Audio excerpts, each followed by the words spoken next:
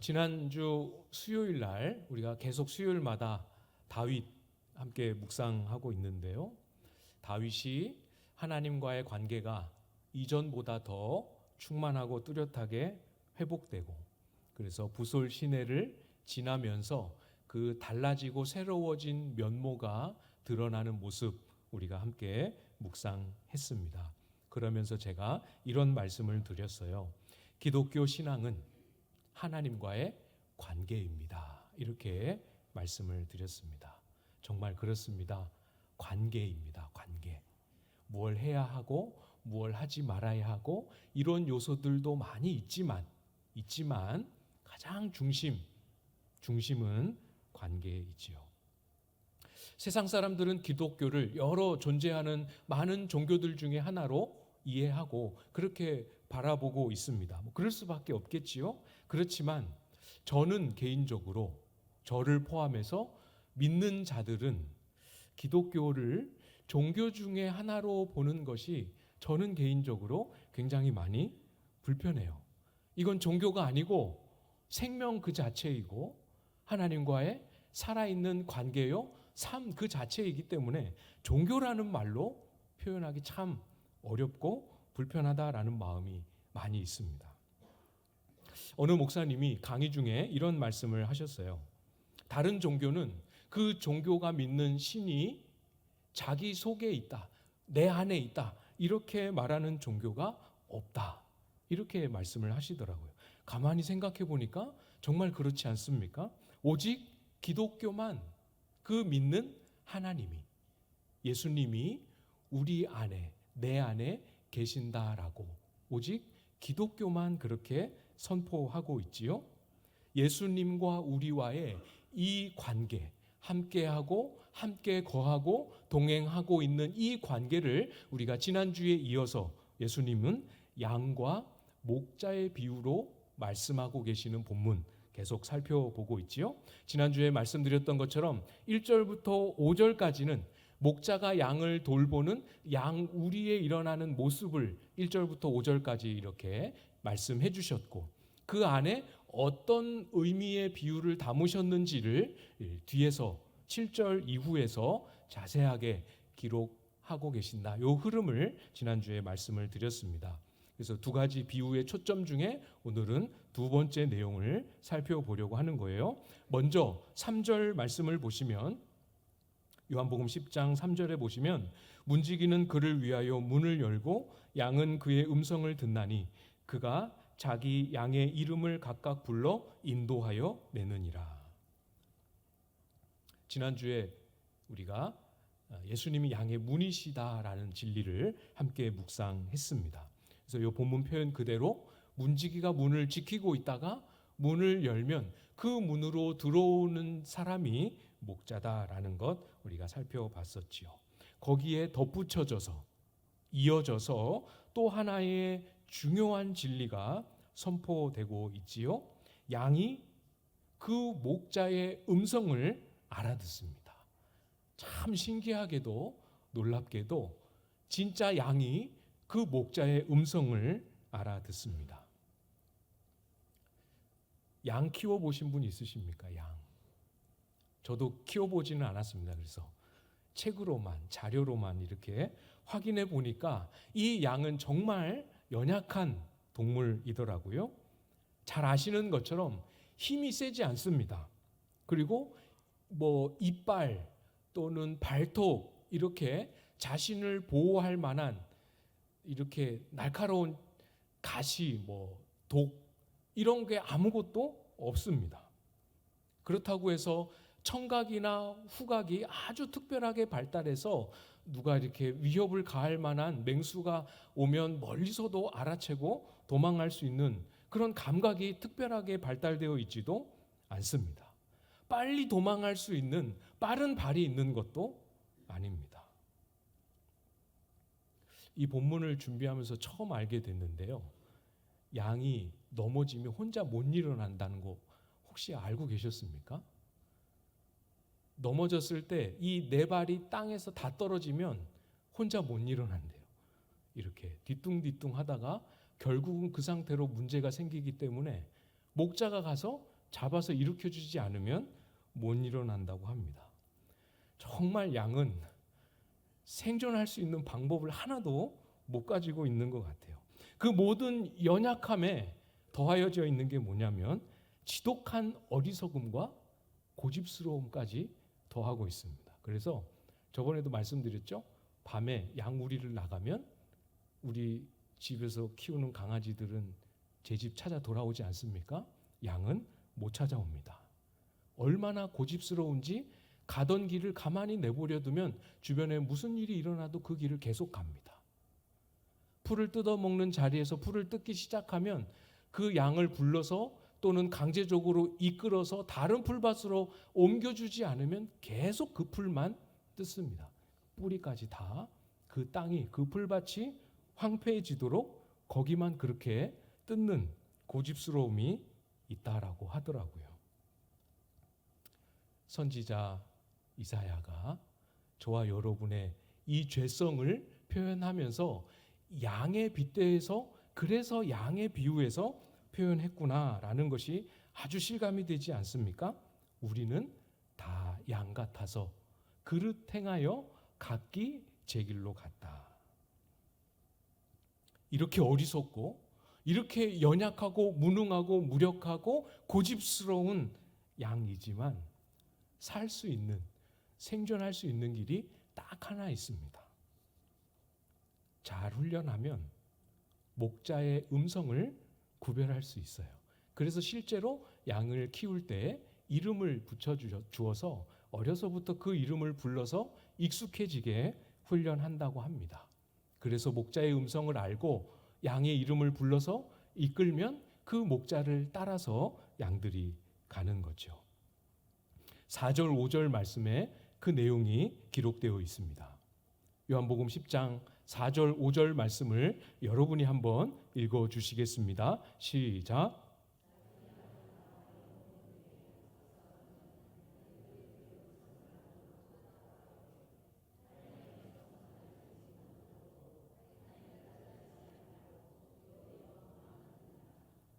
네, 여러분, 이게 양입니다.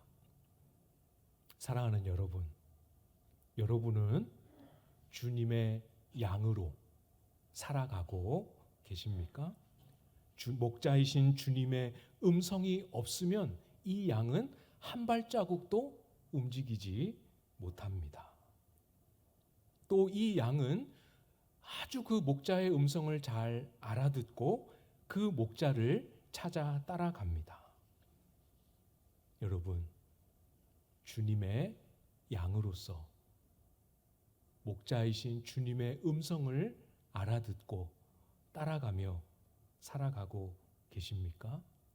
오늘 목자이신 주님 앞에 양으로서 주님을 따라가는 이 관계, 이 삶의 질서를 오늘 말씀을 묵상하면서 우리 모두 다시 회복하는 그런 시간이 될 수 있기를 기대합니다. 어떻게 회복할 수 있는지 잘 보십시오. 11절 말씀을 보시면 나는 선한 목자라 선한 목자는 양들을 위하여 목숨을 버리거니와. 이 관계를 말씀하실 때 너희는 나의 양이다 또는 나의 양이 되어라 이렇게 말씀하실 법도 한데 그렇게 말씀하시지 않으시고 뭘 선포하고 계십니까? 나는 선한 목자다라고 주님께서 선한 목자이심을 선포하고 계십니다.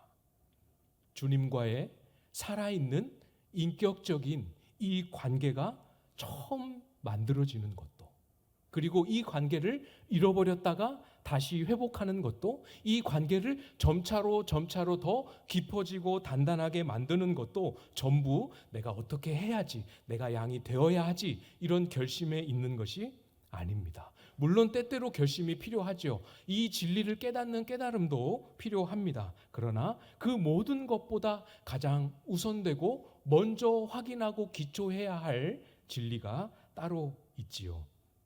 우리 예수님께서 저와 여러분의 선한 목자이십니다. 여기서 시작입니다.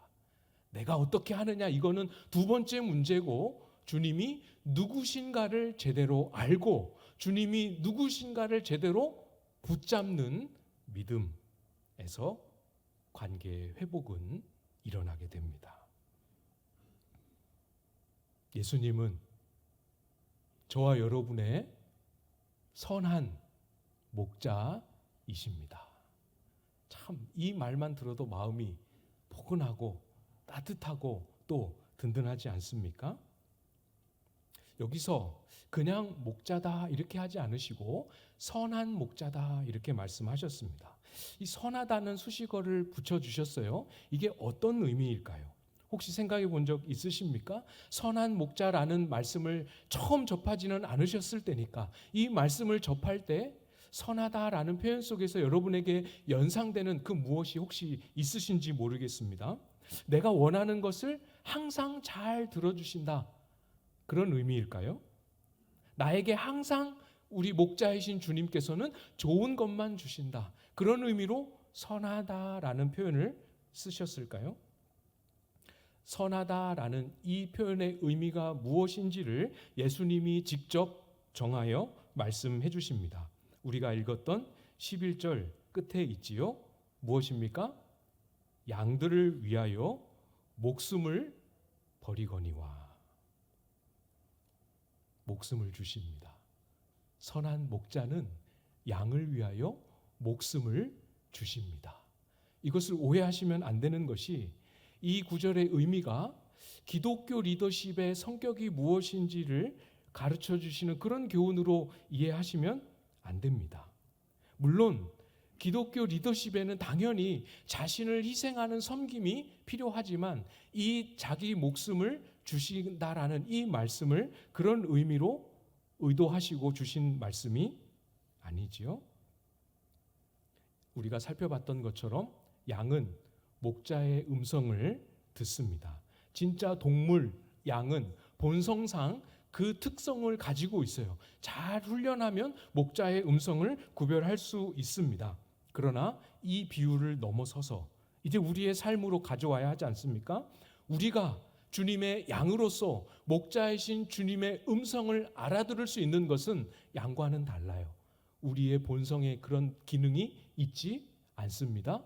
우리의 특별한 능력으로 할 수 있는 게 아닙니다. 절대로 안 됩니다. 한 가지 조건이 필요합니다. 이게 이루어져야 해요. 그게 무엇이죠? 우리를 사랑하시고 우리를 위하시고 우리를 돌보시는 수많은 주님의 은혜의 손길들 중에서 저와 여러분을 위하여 목숨을 내어 놓으신 예수 그리스도의 십자가입니다. 이것이 저와 여러분으로 하여금 주님의 음성을 알아들을 수 있는 귀를 열어주는 거죠. 주님은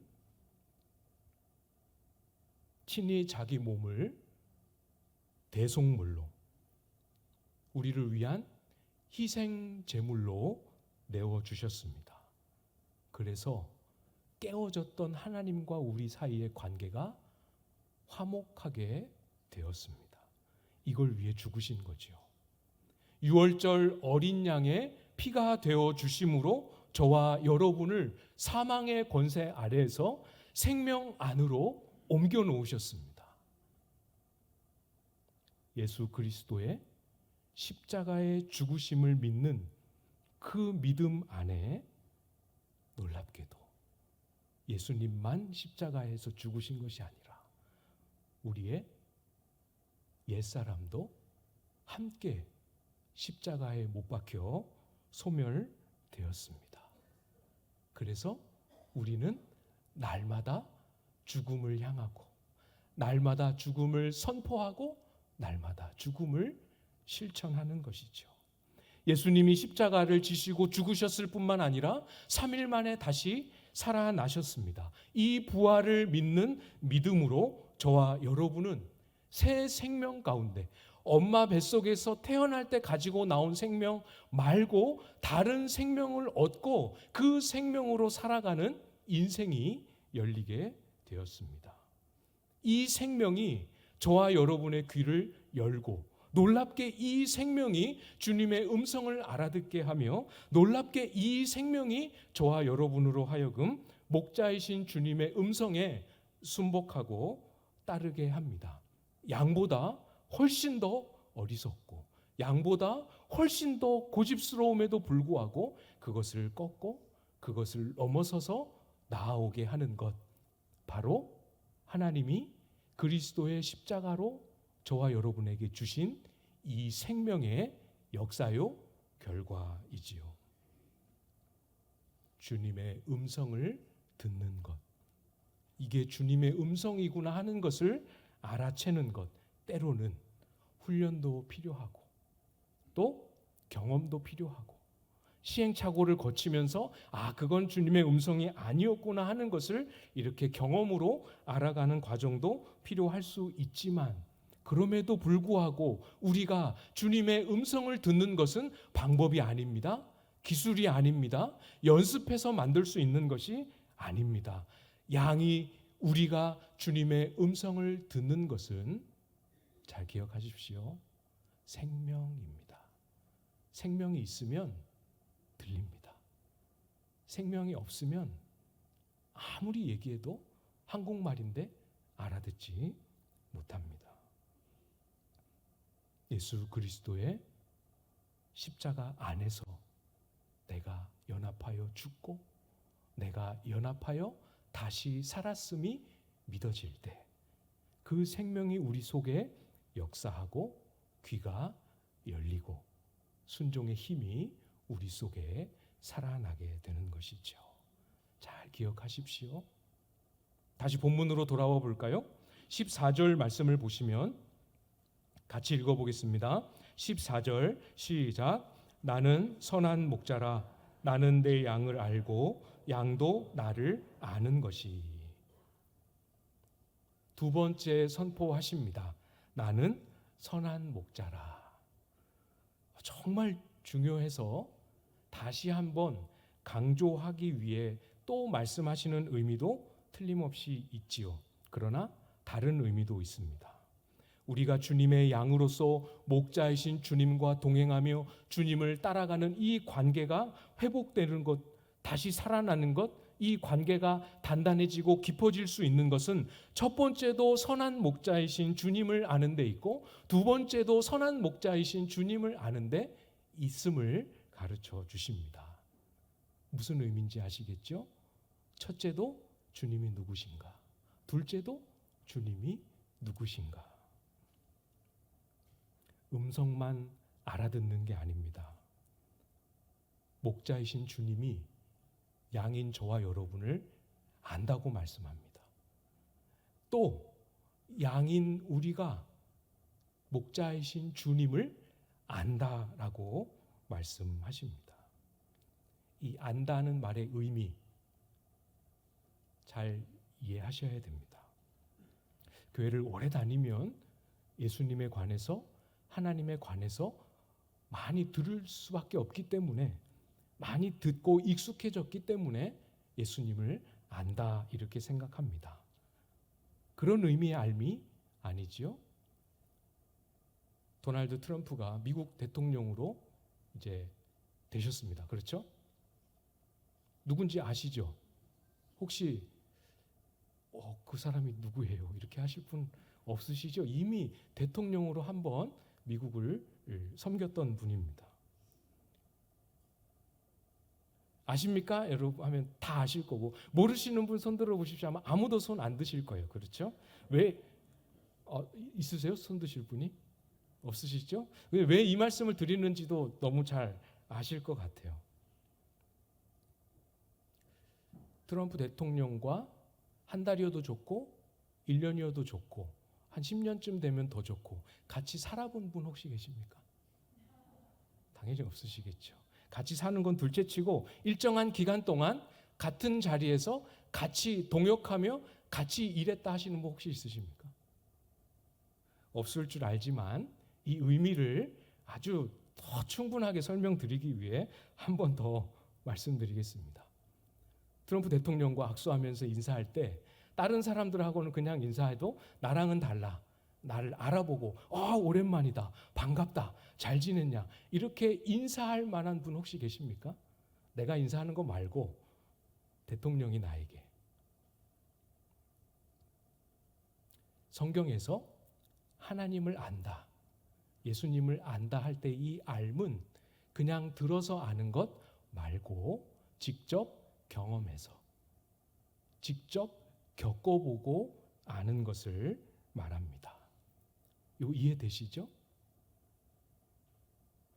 그런데 오늘 본문은 우리가 예수님을 경험해서 겪어보고 아는 것보다 훨씬 더 깊은 것을 가르쳐주고 계십니다.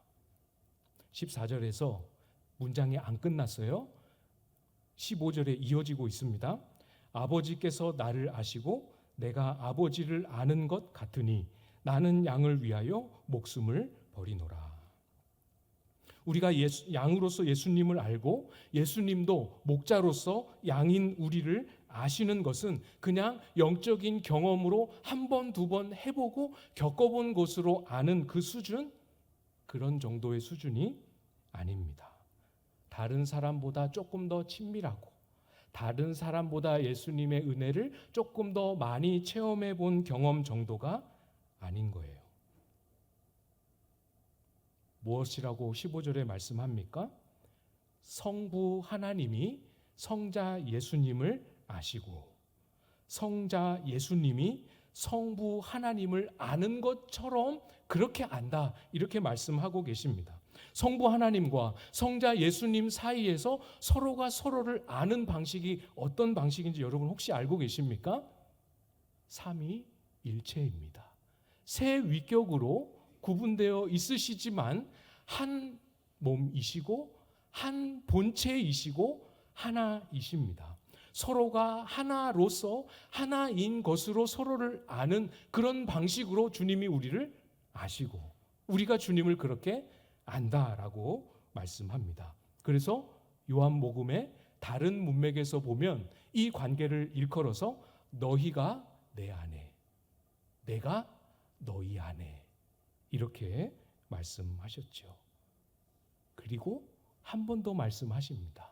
이거를 위하여, 이것이 이루어지도록 하기 위하여 양들을 위해 목숨을 버리노라, 이렇게 말씀하셨습니다. 잘 기억하십시오. 믿음으로 예수 그리스도의 십자가와 부활을 바라보고 붙드는 모든 사람은 예수 그리스도와 연합한 자입니다. 한 번 더 말씀드립니다. 믿음으로 예수 그리스도의 십자가와 부활을 바라보고 붙드는 자는 예수 그리스도와 연합한 자입니다.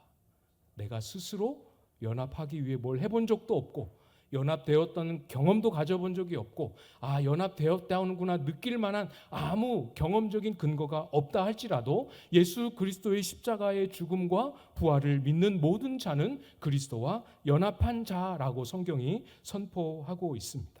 바로 이 지점입니다. 바로 이 지점이 양과 목자와의 관계, 그 비유의 속에서는 없는 특별한 은혜이지요. 아무리 양이 목자의 음성을 철석같이 알아듣고 신실하게 쫓아다닌다 해도 실제 동물 양은 절대로 목자로 변화되지 않습니다.